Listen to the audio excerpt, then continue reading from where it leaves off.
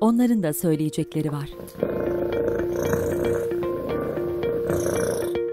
Ne dediklerini anlamıyor musunuz?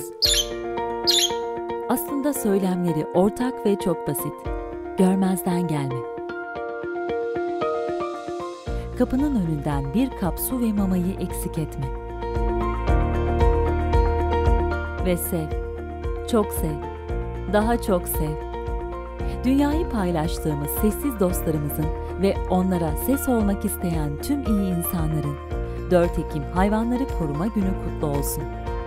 Mustafa Gültak, Akdeniz Belediye Başkanı.